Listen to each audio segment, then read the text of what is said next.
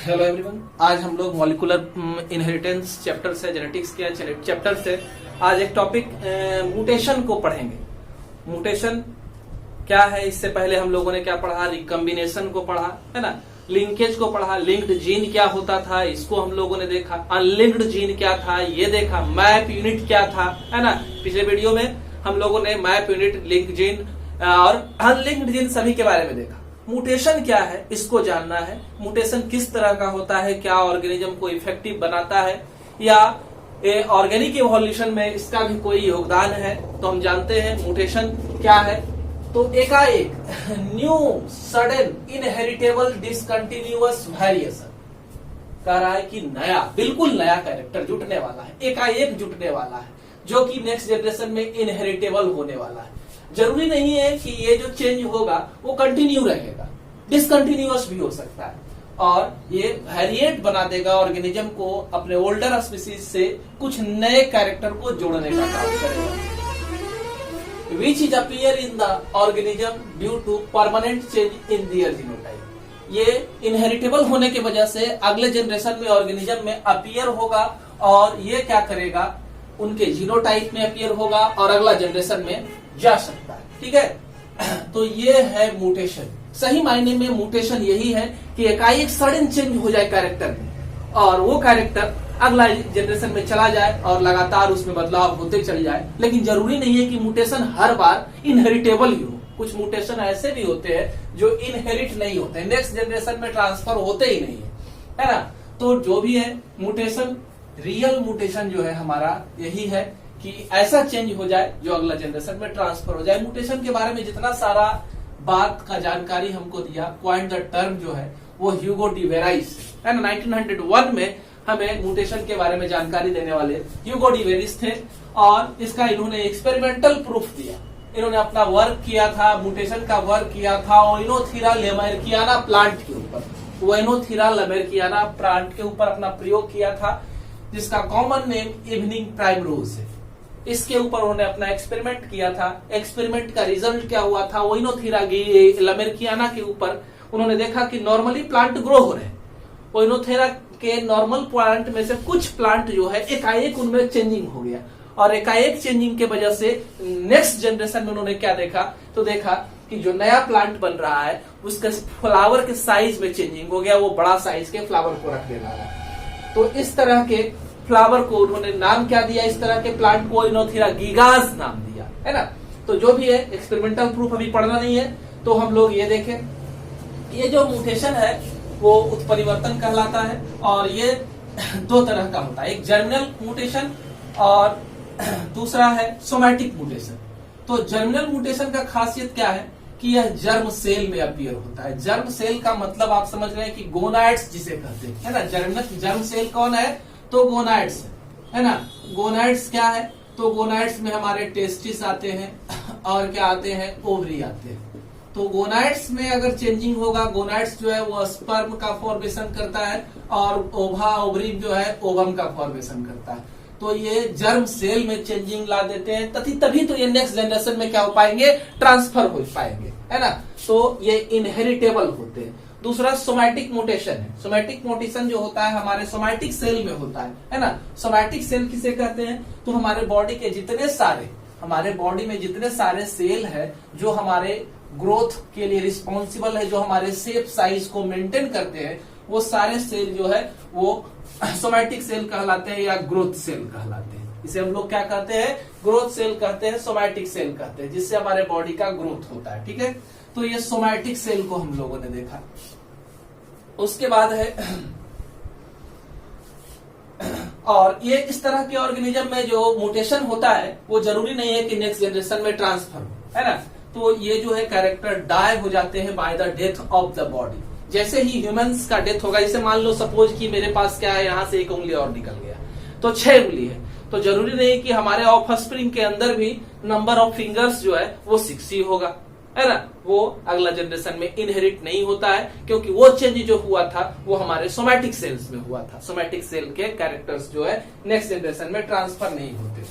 अगर हम लोग देखें तो इस तरह से हम लोग म्यूटेशन को देखें कि दो तरह का म्यूटेशन हो गया है ना। एक तो म्यूटेशन हो गया क्या, सोमैटिक, और दूसरा जर्म सेल म्यूटेशन। तो जर्म सेल का म्यूटेशन जो था नेक्स्ट जनरेशन में ट्रांसफर हो रहा था। अगर देखें on the basis of couch, कहां से म्यूटेशन हो रहा है, किस जगह से म्यूटेशन हो रहा है, उसके बेसिस पर देखें तो ये दो तरह का होता है, एक क्रोमोजोमल म्यूटेशन और दूसरा जीन म्यूटेशन। क्रोमोजोम में म्यूटेशन है ना, और जीन में म्यूटेशन। तो पहले हम लोग देखते हैं क्रोमोजोमल म्यूटेशन को। क्रोमोजोमल म्यूटेशन जो है ये क्या है, कई तरह का हो सकता है। पहला है एक numerical change in the number of chromosome. अगर क्रोमोजोम के नंबर में न्यूमेरिकल चेंज हो जाए, नंबर में चेंज हो जाए, तो उसी को क्या कहते हैं, न्यूमेरिकल चेंज कहते हैं। स्ट्रक्चरल चेंज इन क्रोमोजोम, हमारे क्रोमोजोम के स्ट्रक्चर पैटर्न में अगर बदलाव हो जाए तो यानी कि इसे क्रोमोजोमल एब्रीविएशन भी कहते हैं, क्रोमोजोम का विपथन भी कहते हैं। क्रोमोजोम के स्ट्रक्चर में चेंजिंग आ गया, इस वजह से वो क्या हो सकता है, बदल सकता है। तो ये बदलेगा तो कैरेक्टर को भी बदल जाना है, यानी कि ऑर्गेनिज्म के अंदर नए कैरेक्टर का एडिशन हो जाना है ओल्डर कैरेक्टर को छोड़ करके। तो अगर हम लोग अब चलते हैं न्यूमेरिकल चेंज को देखते हैं। सबसे पहले क्रोमोजोमल म्यूटेशन में हम लोग न्यूमेरिकल चेंज को उठाते हैं। न्यूमेरिकल चेंज में क्या है, नंबर चेंज होना है क्रोमोजोम का। तो ये नंबर चेंज जो है दो तरह का है, एक पॉलीप्लॉइडी है, दूसरा एन्यूप्लॉइडी है। पहला पॉलीप्लॉइडी है और दूसरा एन्यूप्लॉइडी है। डिफरेंस क्या है दोनों में तो पहले पॉलीप्लॉइडी को देखते हैं, एन्यूप्लॉइडी को भी रहने देते हैं, है ना। एन्यूप्लॉइडी में क्या हो सकता है वो हम अभी देख लेते थोड़ा सा। एन्यूप्लॉइडी में नंबर ऑफ क्रोमोजोम, एक दो क्रोमोजोम, एक हम जान लेते हैं ह्यूमन के अंदर कितना है, 46 क्रोमोजोम है। तो हो सकता है कि एन्यूप्लॉइडी दो तरह का होता है, एक हाइपरप्लॉइडी होता है, पढ़ेंगे हम लोग डिटेल से बाद में। हाइपरप्लॉइडी होता है, एक होता है हाइपोप्लॉइडी।